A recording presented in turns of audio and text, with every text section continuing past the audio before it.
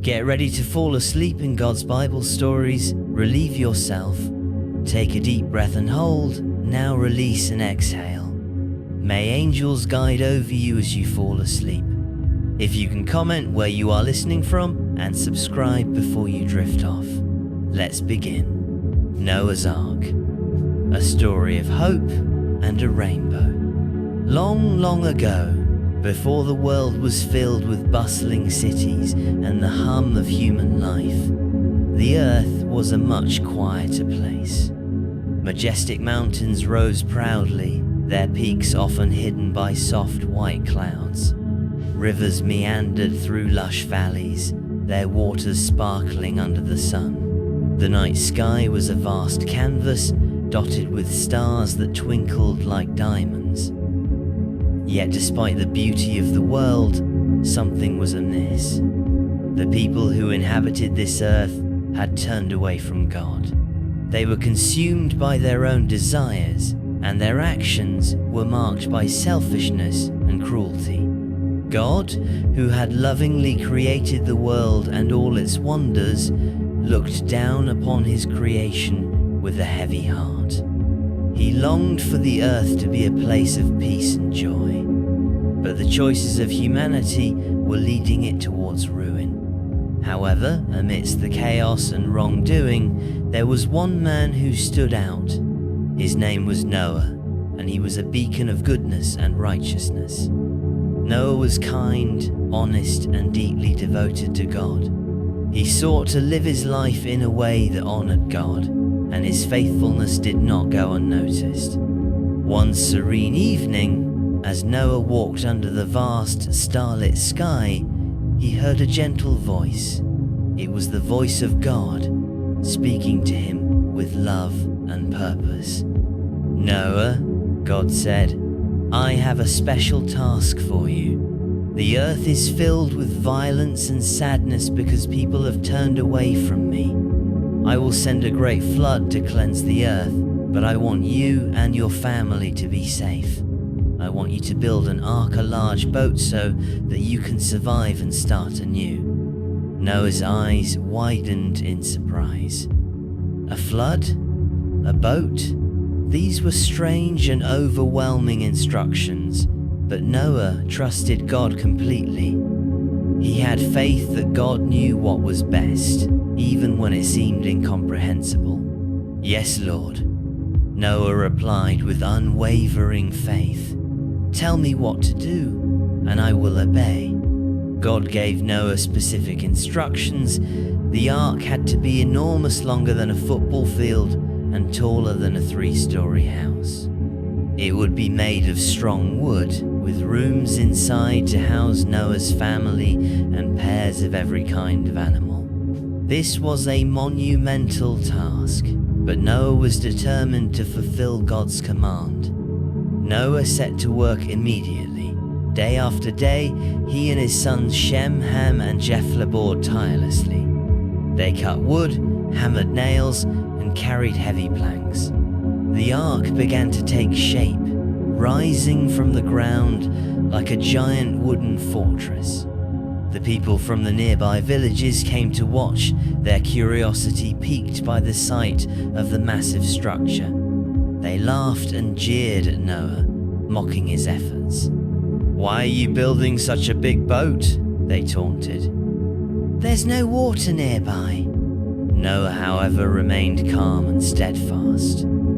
"God told me a flood is coming," he explained. "It's his plan to save my family and the animals." But the people just laughed harder and walked away, dismissing Noah's words as the ravings of a madman. Despite their mockery, Noah did not waver. He continued to work diligently, trusting in God's plan and finding strength in his faith. As the months passed, the ark grew larger and more impressive. Finally, the day came when it was complete, and then something extraordinary happened. Animals began to arrive, drawn by an unseen force. They came from every corner of the earth. In pairs 12 elephants with their long trunks swaying, 2 lions with their golden manes shining, 2 graceful giraffes stretching their necks, and 2 tiny mice scurrying along. Birds filled the sky sparrows, doves, sparrows, and eagles all chirping and flapping their wings. The animals marched into the ark, 2 by 2, finding their places inside the cozy rooms Noah had prepared. It was a sight to behold, a testament to the power and majesty of God's creation. Noah's family marveled at the scene. "It's amazing," said Shem. "God is truly bringing all the creatures to safety." When everyone was safely aboard, God spoke to Noah once more. "Noah, it's time. Close the door of the ark." With a heavy creak, the giant door shut, sealing the ark and its inhabitants inside. Moments later, dark clouds gathered in the sky. Thunder rumbled and rain began to fall. At first, it was just a gentle drizzle, but soon the rain poured down in sheets, drenching the earth. Streams overflowed, rivers swelled, and the ground turned into a vast sea of water. The ark began to float gently, rising higher and higher as the floodwaters covered the land. Inside the ark, Noah's family and the animals were safe and dry. They could hear the rain pounding on the roof, but they trusted God to take care of them. For 40 days and 40 nights, the rain continued, a relentless downpour that seemed to have no end. Outside, the world was a vast, endless ocean, but inside the ark, there was peace. Noah's family cared for the animals, feeding them and making sure they were comfortable. They prayed together, thanking God for protecting them. Even when the days felt long and the ark swayed with the waves, they reminded each other, God is with us. He will keep his promise. Finally, one morning, the rain stopped. The sun broke through the clouds and its warm light filled the sky. The ark floated gently on the water, but there was still no land in sight. Noah waited patiently, trusting that God would guide them. Days turned into weeks. Slowly, the waters began to go down. One day, the ark came to rest on a mountain called Ararat, but Noah didn't open the door just yet. He wanted to be sure the land was dry and ready. Noah sent out a raven, but it flew back and forth, unable to find a place to land. Then he sent out a dove. The dove returned, carrying a fresh olive leaf in its beak. Noah's heart filled with joy. The earth was coming back to life. When God told Noah it was safe to leave the ark, he opened the door. The animals rushed out, leaping and bounding into the fresh, green world. Birds soared into the sky, singing songs of freedom. Noah and his family stepped onto dry land and breathed in the crisp, clean air. The world looked brand new, washed clean by the flood. Noah knelt down and built an altar to thank God. "Thank you, Lord, for protecting us," he prayed. "We trust in you and your promises." God smiled down at Noah and made a special promise. "Never again will I send a flood to destroy the earth," he said. "As a sign of my promise, I will place a rainbow in the sky." Noah and his family looked up and saw a beautiful rainbow arching across the heavens.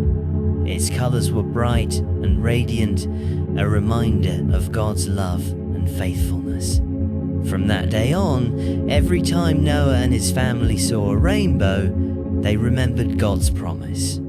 They told their children and grandchildren about the ark, the flood, and how God kept them safe. Even today, when we see a rainbow after a storm, we can remember Noah's story. It's a reminder that God always keeps his promises, no matter what. So when you close your eyes tonight, Think of the rainbow, the animals, and the gentle care of a God who watches over us all. Sleep peacefully, knowing you are safe in His hands. Daniel in the Lion's Den. A story of faith and courage. Long ago, in the majestic kingdom of Babylon, there lived a man named Daniel. From his youth, Daniel had been different. Even though he was taken from his homeland of Judah and brought to Babylon as a captive, he never wavered in his faith. He was wise, honest, and courageous. And most importantly, Daniel trusted God with all his heart. Daniel's qualities did not go unnoticed. Through the reign of different kings, he rose to positions of great responsibility, advising rulers with wisdom and integrity. By the time King Darius came to power, Daniel was one of the most respected men in the entire kingdom. King Darius admired Daniel so much that he planned to make him ruler over all the governors and administrators of the land. This decision caused a stir in the palace. Jealousy began to brew among the other officials, who felt threatened by Daniel's success. The other officials were not like Daniel. They cared more about power and wealth than about doing what was right. Whispering among themselves, they plotted against him. "How can we bring Daniel down?" one official hissed. "We've watched him closely," another replied. "He doesn't cheat, lie, or make mistakes. The only way to trap him is through his faith in his God." The officials hatched a cunning plan. They approached King Darius, bowing low and speaking in smooth, flattering tones. "O great and mighty king," they began, "you are the most powerful ruler in all the world. We believe that no one should pray to any god or man except you for the next 30 days.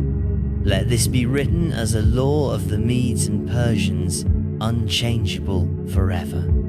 Anyone who disobeys shall be thrown into the lion's den." King Darius, flattered and eager to strengthen his authority, agreed to their proposal.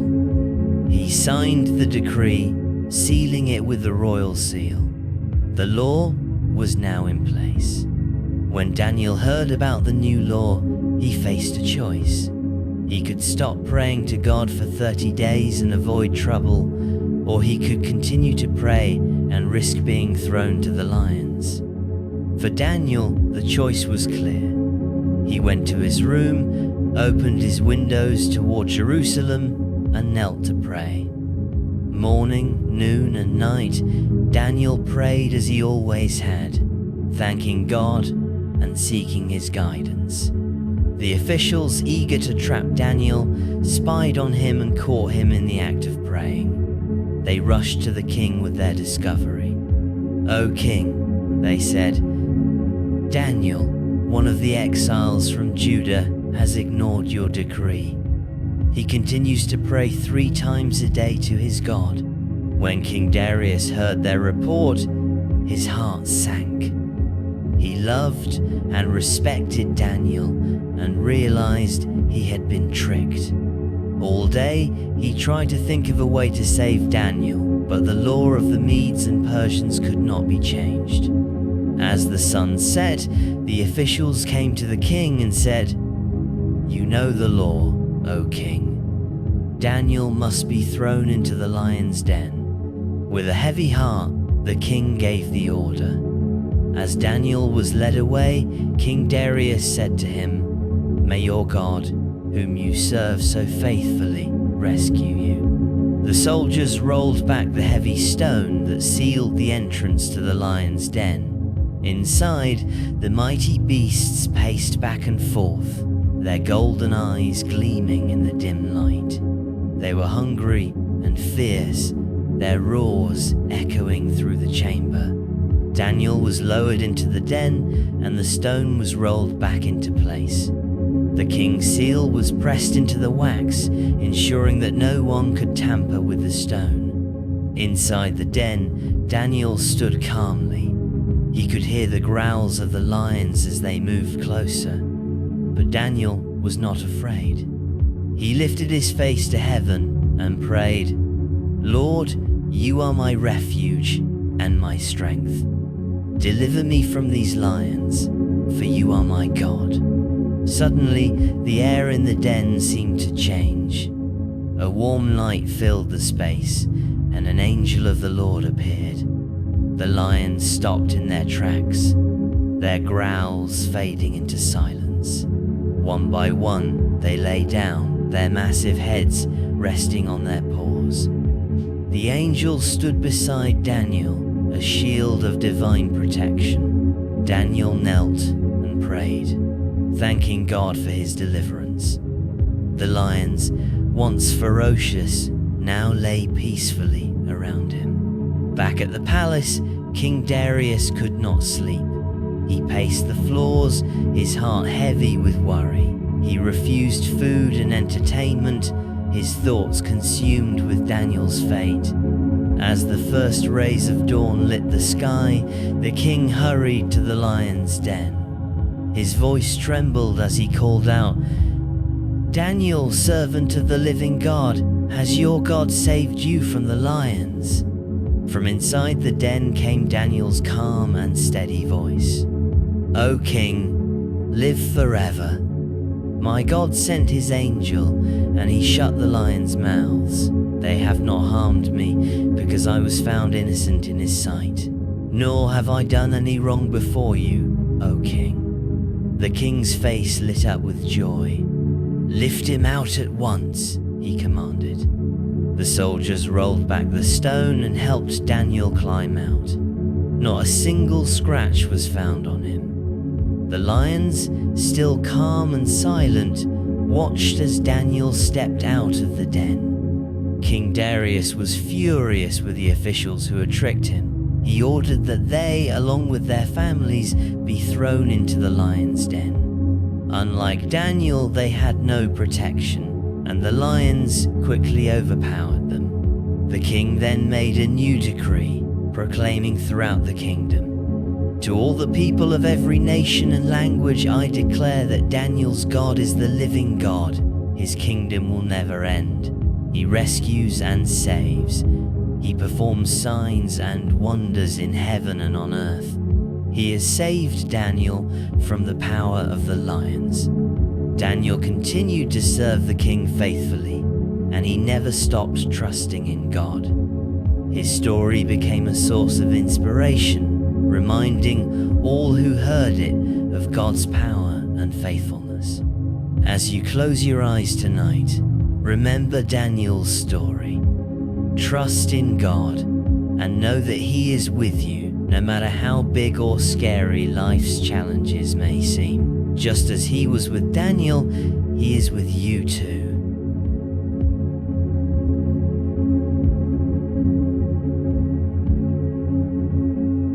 The Good Samaritan. A story of kindness and compassion. On a bright, sunny day, a crowd gathered around Jesus as He taught in a village.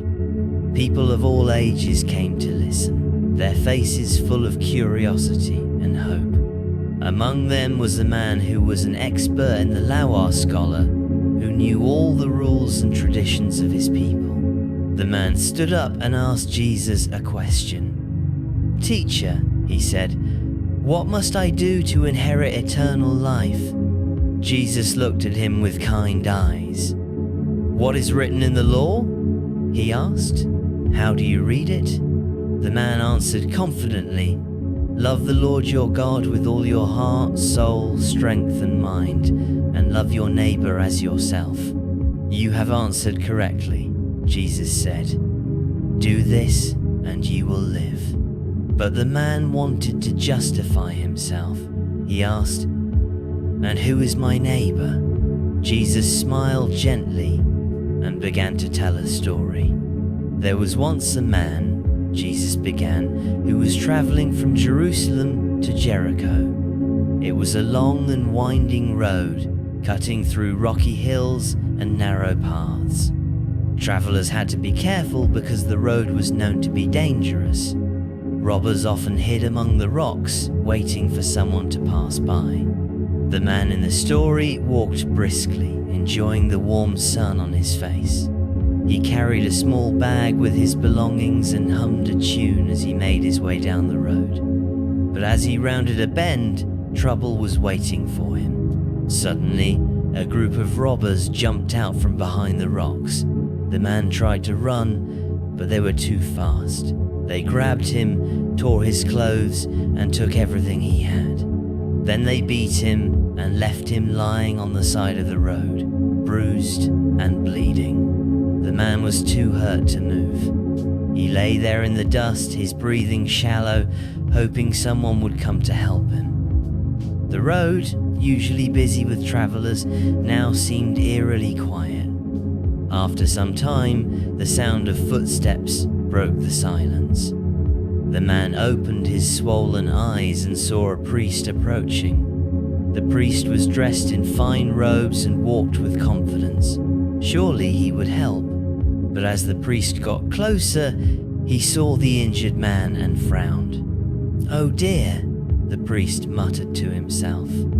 "That man looks badly hurt. But if I touch him, I might become unclean, and I have important duties to perform."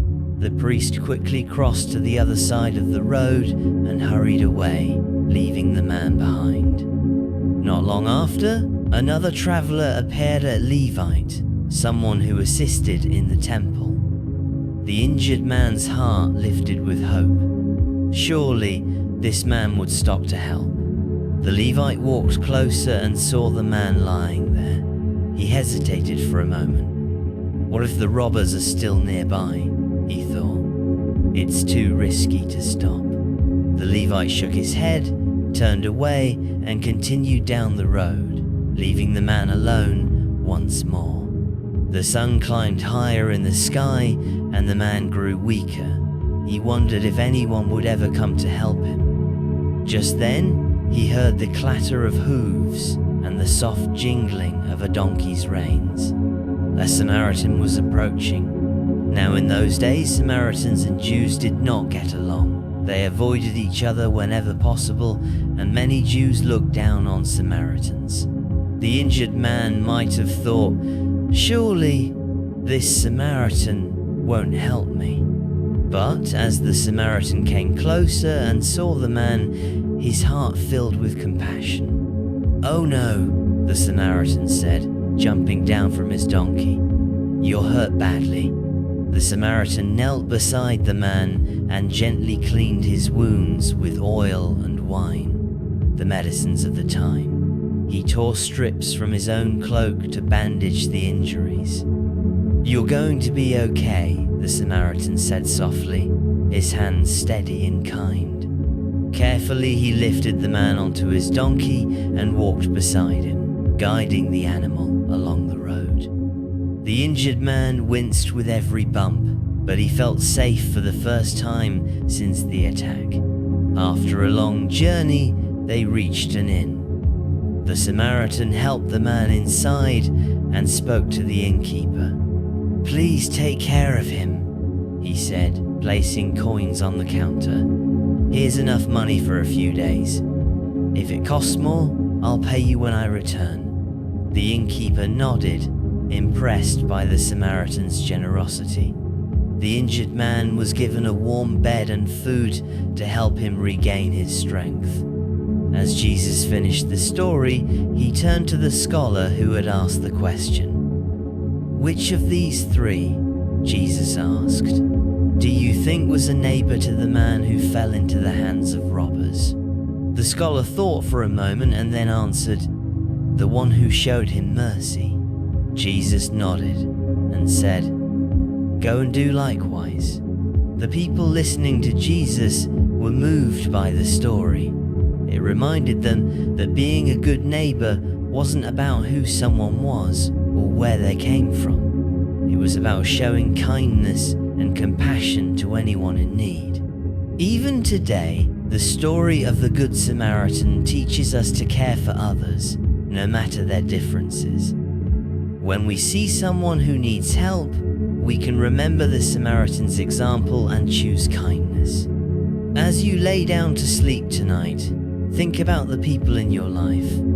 Is there someone who might need your kindness tomorrow? Remember, kindness doesn't have to be a grand gesture. It can be as simple as sharing a smile, offering help, or saying kind words. Like the Samaritan, we can show God's love by helping others, even when it's not easy or convenient. Close your eyes and imagine the Samaritan guiding the donkey under a starlit sky, his heart full of compassion. Picture the injured man, safe and warm in the inn, feeling hope again because someone cared.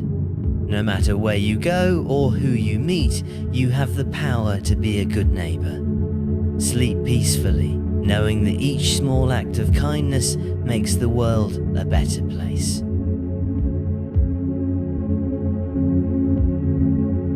Jesus calms the storm. A story of peace and trust. It was late in the afternoon on the shores of the Sea of Galilee. The golden sun hung low in the sky, casting long shadows across the calm, shimmering waters. Birds glided lazily above the waves, their cries mixing with the laughter and chatter of people gathered near the shore. Among the crowd stood Jesus, the teacher and healer who had come to change the world. All day long, Jesus had been speaking to the people, sharing stories about God's love and teaching them how to live in faith and kindness. As the evening approached, Jesus turned to his disciples and said, "Let us cross to the other side of the lake." The disciples nodded. They were tired after the long day, but they were always eager to follow Jesus. Together, they climbed into a small wooden boat. The disciples raised the sail, and with a gentle breeze pushing them along, they began their journey across the calm waters. At first, the trip was peaceful. The sky turned shades of orange and pink as the sun dipped lower, and the water reflected the colors like a giant mirror. Jesus, exhausted from teaching, lay down in the back of the boat. He rested his head on a cushion and closed his eyes. The gentle rocking of the boat and the soft lapping of the waves quickly lulled him to sleep. The disciples smiled as they watched him. "He deserves the rest," said Peter. "He's been working so hard." The boat sailed on, cutting smoothly through the water. Some of the disciples were fishermen and knew these waters well. They steered the boat confidently, their voices soft as they chatted about the day's events. But as night fell, the peaceful scene began to change. Dark clouds gathered in the sky, blotting out the stars. The air grew cold, and the breeze turned into a howling wind. The disciples looked at one another with concern. "This doesn't look good," muttered Andrew, tightening his grip on the sail. Suddenly, the wind roared like a wild beast, and the waves rose high, slamming against the boat. The small vessel rocked violently, water splashing over the sides and drenching the disciples. The storm grew fiercer with every passing moment. Lightning flashed across the sky, illuminating the terrified faces of the disciples.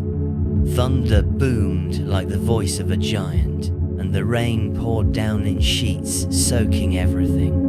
The disciples worked frantically to keep the boat from capsizing. They bailed water out with buckets, held onto the ropes, and shouted instructions to one another. But the storm was too strong. Peter, who was usually so brave, clung to the mast, his eyes wide with fear. "We're going to sink," he yelled over the roar of the wind.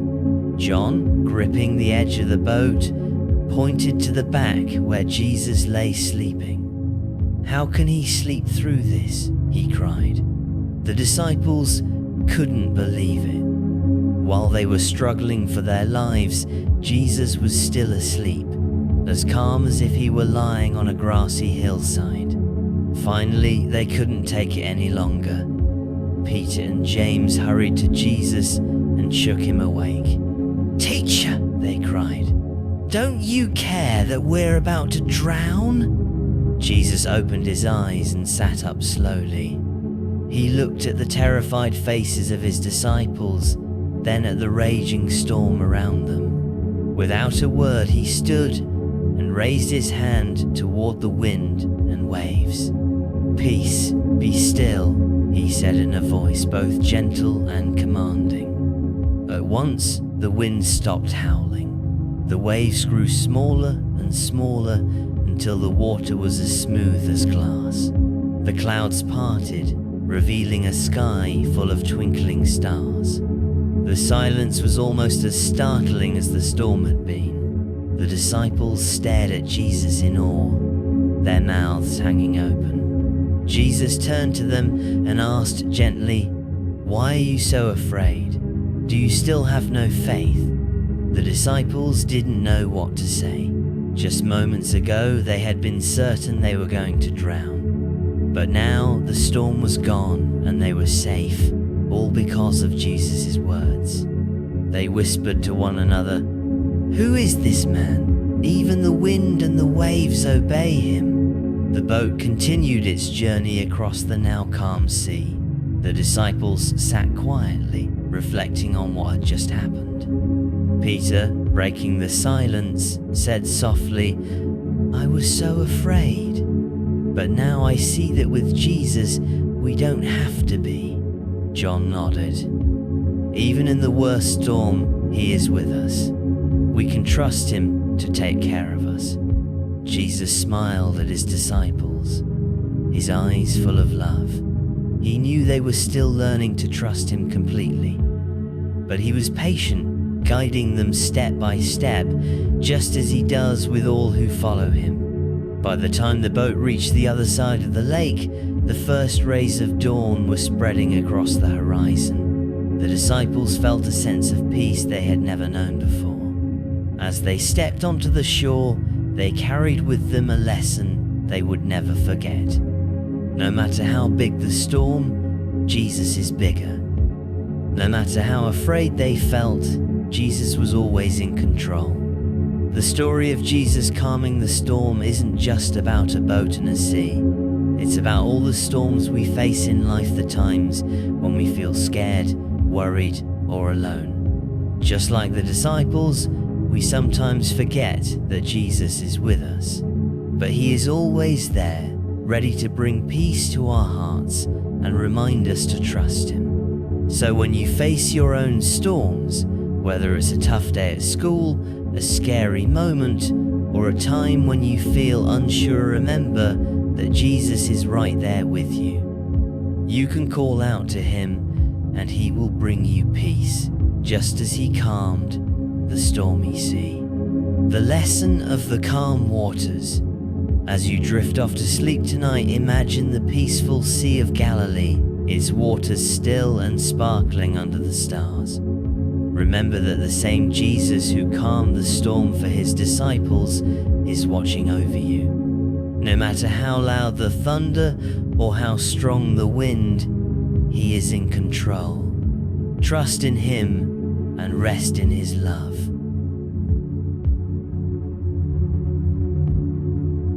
David and Goliath. A story of courage and faith. Long ago, in the hills of ancient Israel, a young shepherd named David tended his father's sheep. David was the youngest of 8 brothers, often overlooked because of his small stature and humble. Yet, in his heart, David held something precious, an unshakable faith in God. Day and night, David cared for the sheep. He led them to green pastures, protected them from danger, and sang beautiful songs to God under the open sky. With his harp in hand, David's melodies floated across the fields, praising God for his love and strength. But all was not peaceful in Israel. The Israelites were at war with their fierce neighbors, the Philistines. The Philistine army had gathered on one side of a valley, while King Saul and the Israelite army camped on the other. Among the Philistines was a fearsome warrior named Goliath.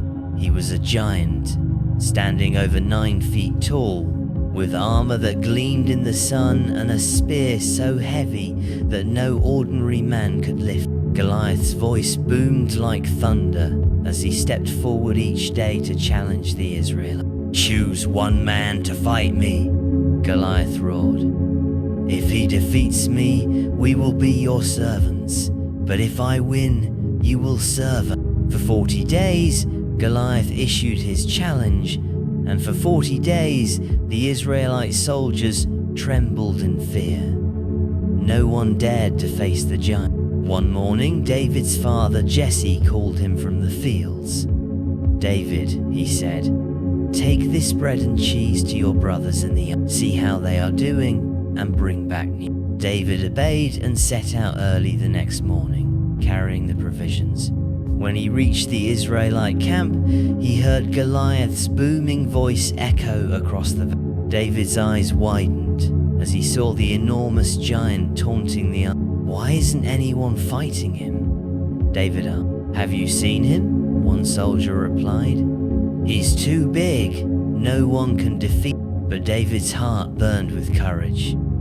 "This man defies the armies of the living God," he said. "Why are we afraid? God is on our side." Word of David's boldness reached King Saul. The king sent for him, expecting to see a seasoned warrior. Instead, a young shepherd boy stood before. "I will fight Goliath," David said, confident. Saul looked at him in disbelief. "You're just a boy," he said. "Goliath has been a warrior since his youth."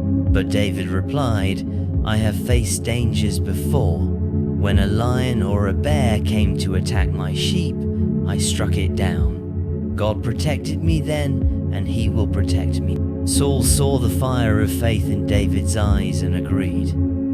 "Go, and may the Lord be with you." Saul offered David his armor, a heavy bronze helmet, and a coat of. But when David tried to walk in it, he shook his head. "I cannot wear this," he said. "It's too heavy. I will fight as I." David picked up his shepherd's staff and chose 5 smooth stones from a nearby stream. He placed them in his pouch and carried his sling in hand. With a prayer in his heart, David stepped onto the battlefield. When Goliath saw David approaching, he threw back his head and laughed. "Am I a dog that you come at me with sticks?" he sneered. "Come here, and I will feed your flesh to the bird." But David stood firm. "You come against me with sword and spear," he said, his voice steady, "but I come against you in the name of the Lord Almighty. Today, the whole world will know that there is a God in Israel. This battle belongs." Goliath's laughter faded as David reached for a stone. Placing it in his sling, David swung it with all his might. The stone flew through the air, faster than the eye could follow, and struck Goliath squarely in the forehead. The giant staggered, his great body swayed, and with a thunderous crash, he fell to the ground. A gasp rose from both armies. The Israelites couldn't believe their eyes. The mighty Goliath lay defeated by a shepherd boy with a sling and a David ran to Goliath, took the giant's own sword, and raised it high. The Philistine army, seeing their champion defeated, fled in terror. The Israelites cheered, their courage restored, and chased the Philistines from the valley. David's brothers watched in awe. The boy they had teased and underestimated had become a hero, not because of his strength, but because of his unwavering faith in. When David returned to camp, King Saul greeted him with admiration. "You have done what no man dared to do," Saul said. "You have saved Israel." David humbly replied, "It was not I, but the Lord who gave us victory." From that day forward, David's name was known throughout Israel. But David never let his heart grow proud. He continued to trust in God, knowing that it was God who made the impossible possible. David's story is a reminder that with faith, even the smallest among us can overcome the mightiest challenge. When we face giants in our own lives, whether they are fears, doubts, or difficulties, we can remember David's courage. He didn't rely on his own strength, but trusted in God completely. And God, who is faithful and mighty, helped him achieve the impossible. As you close your eyes tonight, remember David's bravery and his faith in God. Whatever challenges you face, know that you are never alone. Just as God was with David, He is with you, guiding you, protecting you, and giving you strength. Sleep peacefully, knowing that with God, you can face any giant. The Shepherd's Heart, a parable of God's unfailing love in the rolling hills of Judea, surrounded by vast fields of lush green grass and towering trees that swayed gently in the breeze, there lived a shepherd named Eli. Eli was a man known throughout the region for his kindness and gentle heart. But most of all, he was known for the deep, abiding love he had for his sheep. Every morning, as the first light of dawn peeked over the horizon, Eli would rise with the sun, ready to lead his flock out to the wide, open fields where they could graze to their heart's content. And every evening, as the sun dipped below the hills, he would bring them back to the safety of the pen, counting them one by one to ensure that not a single sheep was missing. Eli's sheep trusted him completely. They followed his every step, knowing that he would lead them to the best pastures, where the grass was green and the water was cool and refreshing. They knew that he would protect them from any harm, whether it was from the fierce wolves that roamed the hills or from the sudden storms that could appear without warning. Eli's heart was full of love for each sheep, and he cared for them as if they were his own children. He knew each one by name, and they knew his voice, responding to his gentle commands without hesitation. One warm, sunlit afternoon, Eli decided to lead his flock to a new pasture he had discovered at the edge of a forest. The grass here was fresh and abundant, and the sheep bleated happily as they scattered across the meadow, nibbling on the tender shoots. The air was filled with the sweet scent of wildflowers, and the gentle rustling of the leaves provided a soothing soundtrack to the peaceful scene. Eli sat down on a large stone, his eyes scanning the horizon as he watched over his flock with a contented heart. As the hours passed, the soft bleats of the sheep and the gentle rustling of the wind in the trees filled the air. Eli felt a deep sense of peace, knowing that his sheep were safe and well. But then, as the sun began to set, casting a golden glow over the meadow, something caught his eye. He blinked and looked around, his eyes narrowing as he tried to make sense of what he was seeing. He counted the sheep quickly in his mind own, 2, 3, and so on, but one was definitely missing. He scanned the hilltop, the nearby trees, and the edge of the field, but there was no sign of the missing sheep. Eli's heart sank. He had always made sure his sheep were safe, but now one of them was lost. It wasn't like the others to wander off, especially when they knew their shepherd was nearby. He immediately stood up, his eyes filled with determination. He knew he had to act quickly. Without a second thought, Eli gathered his staff and called to the other sheep to stay where they were, pointing to a secure corner of the pasture where they could remain while he searched. He knew they would stay put. They trusted him, just as they always did.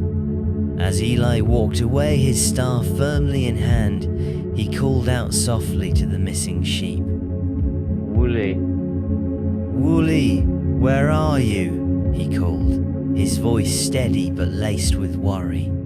He called again and again as he walked deeper into the fields, searching for his lost sheep.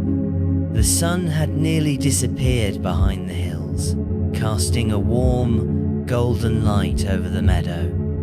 As the shadows grew longer, Eli's concern deepened. Woolly was a small sheep, easily overlooked by the other members of the flock. It was possible that Woolly had wandered away to find a quiet, shaded spot, or perhaps had gone a little too far in search of a patch of grass. Eli climbed over rocky hills, through fields, and across streams. His sandals grew wet from the dewy grass, and his legs were tired from the long climb. Yet, he did not stop. He could not stop. Every time he reached a new peak, he paused to look around, hoping to see the familiar white wool of his sheep. The sky was now dark, and the stars twinkled overhead like tiny lanterns in the vast night. But still, there was no sign of Woolly. Eli's heart began to pound with both worry and love. How could he leave his sheep behind? He could feel the weight of his responsibility for each of them, and though he knew the others were safe, he could not bear the thought of one of them being lost in the dark, alone and scared. The night grew colder, and the wind began to pick up, rustling through the trees as Eli's breath came in shorter, faster bursts. He had searched the hills, the streams, and the fields, but there was still no sign of Woolly. The shepherd's heart ached. "Where are you, my dear Woolly?" Eli whispered into the dark. He could barely see now, but he refused to give up. His love for the sheep was greater than any fear or obstacle. Hours passed, and the night deepened. The moon cast a pale light over the landscape, but it was not enough to guide Eli to his lost sheep.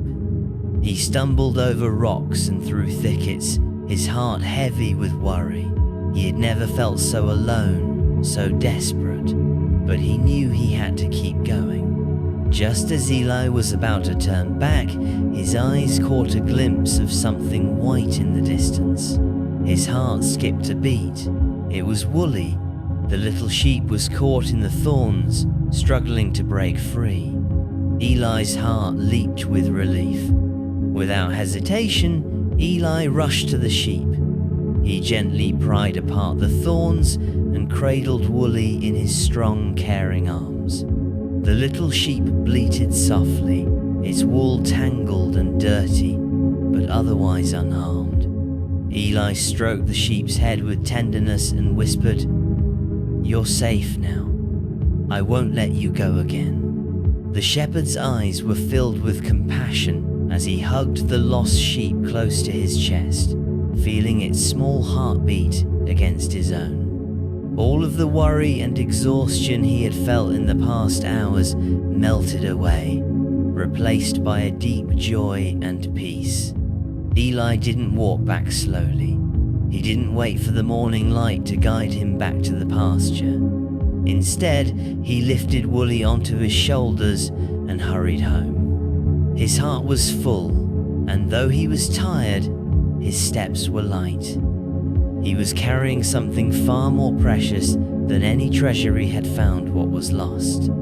As he approached the pasture, the other sheep looked up, and Eli could see them bleating in excitement as they saw their shepherd return. And in his arms, there was Woolly, safe and sound. The other sheep gathered around, nuzzling the little one and bleating with joy.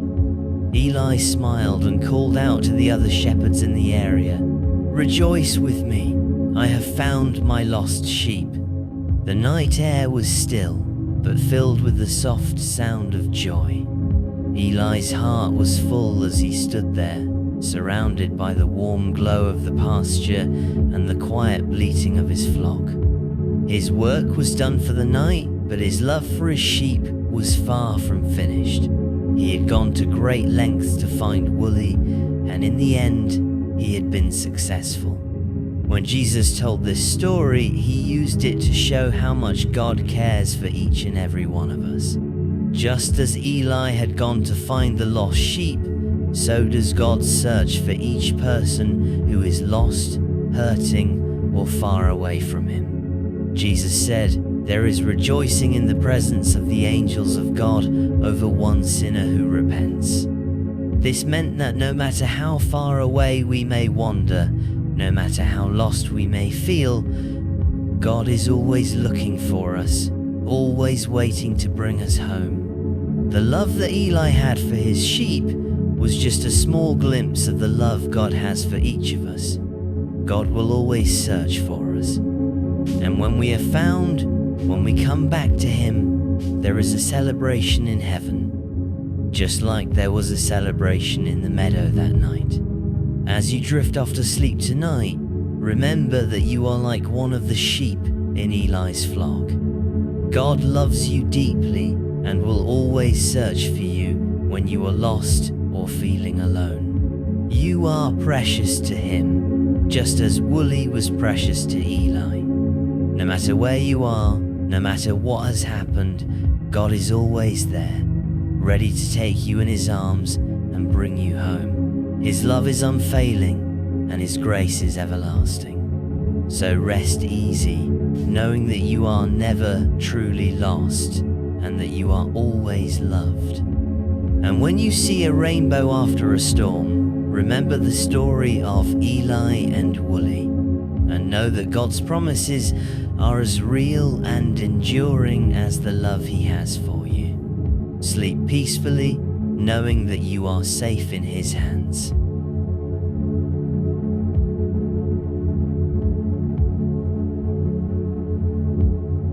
Queen Esther saves her people. A story of courage and faith. In a time long ago, when the world was still young and empires rose and fell like the tides, there existed a vast and mighty kingdom known as Persia. This empire stretched across continents, encompassing deserts and seas, from the grand city of Susa to the farthest reaches of the known world. At the heart of this empire was King Xerxes, a ruler of immense power and wealth. His palace in Susa was a marvel of opulence, with its towering walls adorned with gold and precious stones, its gardens filled with exotic plants and fountains that sang with the sound of flowing water. The air was perfumed with the scent of spices and incense, and the halls echoed with the laughter of courtiers and the music of skilled musicians. Yet, despite the grandeur and luxury that surrounded him, King Xerxes felt a deep sense of loneliness.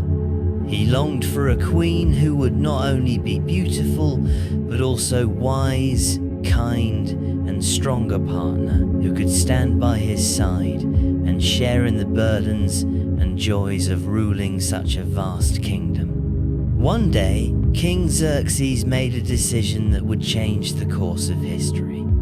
He announced a grand contest, a search for the most beautiful and worthy young woman in the kingdom to become his queen. Messengers were sent throughout the empire, and all the beautiful young women were summoned to the palace.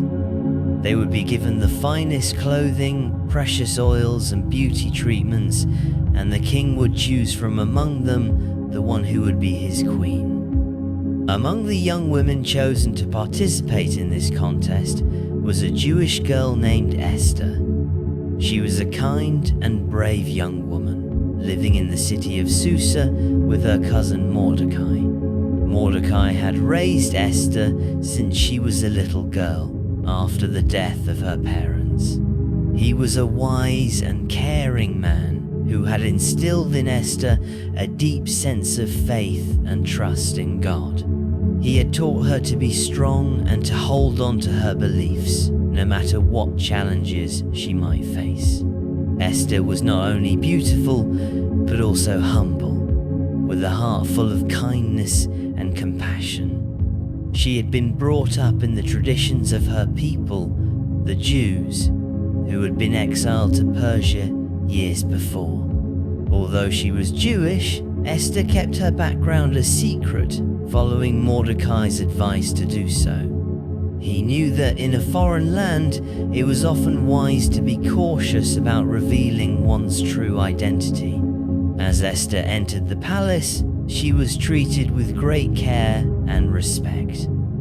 The palace servants admired her beauty, but it was her gentle spirit and quiet wisdom that truly captured the king's heart. When King Xerxes met Esther, he was so taken by her that he immediately declared, "This is the woman who will be my queen." Esther, though overwhelmed by the king's attention and the sudden change in her circumstances, remained humble and grateful. She accepted her new role with grace, and so Esther became the Queen of Persia, living in the magnificent palace and surrounded by luxury. While Esther was adjusting to her new life as queen, her cousin Mordecai, who worked in the palace, overheard something troubling. One day, he overheard two of the king's guards plotting to kill King Xerxes. Mordecai, being a man of integrity, immediately sent a message to Esther, telling her of the plot. Esther, knowing the importance of protecting the king, quickly told the king what Mordecai had uncovered. The king had the two guards arrested and executed, and Mordecai's actions were recorded in the king's book of records. Though Mordecai was never rewarded at the time, his bravery would soon play a very important role in the kingdom. However, something far more dangerous was brewing in the kingdom, something that would require all of Esther's courage and faith to overcome. In the palace, there was a man named Haman who was second in command to King Xerxes. Haman was a man of great pride and arrogance. He had a deep hatred for the Jews, especially Mordecai, because Mordecai refused to bow down to him, as was the custom. Mordecai believed that only God was worthy of worship, and he would not show honor to anyone but God. Furious at Mordecai's refusal to bow, Haman devised a terrible plan. He went to King Xerxes and convinced him to issue a royal decree ordering the destruction of all the Jews in the empire. Haman even offered the king a large sum of money to carry out this decree, promising that it would bring great benefit to the kingdom. The king, unaware of Esther's Jewish heritage, agreed to the decree, sealing it with his royal seal. The decree was sent out across the kingdom, and soon every corner of the empire heard the dreadful news. The Jews were to be annihilated on a single day. When Mordecai heard of the decree, he was heartbroken. He knew that this would mean the end of his people unless something drastic was done. He quickly sent word to Esther, urging her to go to the king and beg for mercy for her people. Esther was filled with fear as she received Mordecai's message. She had been living in the palace in comfort and safety, but now she faced a decision that would change everything. The law of the kingdom was that anyone who approached the king without being summoned would be put to death, unless the king extended his golden scepter to them. Even though Esther was the queen, she did not have the right to approach the king without his permission. The risk was great, and Esther was terrified. But Mordecai's words were clear. "Do not think that because you are in the king's house, you alone of all the Jews will escape. For if you remain silent at this time, relief and deliverance for the Jews will arise from another place, but you and your father's family will perish. And who knows but that you have come to your royal position for such a time as this." Esther knew that Mordecai was right. She realized that she had been placed in the palace for a reason, that God had given her the opportunity to save her people. It was a moment of truth. She could not remain silent. With great courage, Esther sent a message back to Mordecai. Go gather together all the Jews who are in Susa and fast for me. Do not eat or drink for 3 days and nights. I and my attendants will fast as well, and then I will go to the king, even though it is against the law. If I perish, I perish. Esther's heart was filled with both fear and faith. She knew that she was taking a great risk, but she also trusted that God would be with her. On the 3rd day of fasting, Esther put on her royal robes and approached the king's throne room. She walked slowly but with great determination. As she entered the room, King Xerxes looked up. His eyes softened when he saw her, and he extended his golden scepter toward her, a sign that she was welcome. Esther breathed a sigh of relief and stepped forward. "What is it, Queen Esther?" the king asked. "What is your request?" "Even up to half the kingdom, it will be given to you." Esther's heart raced, but she had a plan. She invited the king and Haman to a special banquet that she had prepared. The king agreed, and Haman, though filled with pride, accepted the invitation as well. At the banquet, the king asked Esther again, "What is it that you want? Tell me, and it will be yours." Esther replied, "If it pleases the king, let the king and Haman come to another banquet tomorrow. Then I will tell you what I want." Haman, who was growing increasingly proud, agreed to come the next day. But Esther's plan was far from over. That night, the king could not sleep. He asked for the royal records to be brought to him, and as they were read aloud, he came across the story of how Mordecai had saved his life by uncovering the plot of the 2 guards. The king was surprised and asked, "What has been done to honor Mordecai for this?" The servants replied, "Nothing has been done for him." The king, filled with a sense of justice, decided to honor Mordecai the next day. At the same time, Haman, thinking that he would be honored, arrived at the palace to speak with the king about his plan to execute Mordecai. But the king had a different plan. The king asked Haman, "What should be done for the man the king delights to honor?" Haman, thinking the king was speaking of him, replied, "Let him be dressed in royal robes, placed on the king's horse, and paraded through the city with someone shouting before him, 'This is what is done for the man the king delights to honor.'" "Excellent," said the king.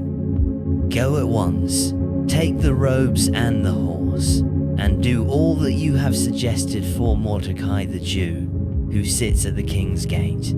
Do not neglect anything you have recommended." Haman's heart sank. He had to parade Mordecai through the city, honoring the man he hated most. The next day, Mordecai was honored, and Haman was humiliated. The next day, Esther invited the king and Haman to the second banquet.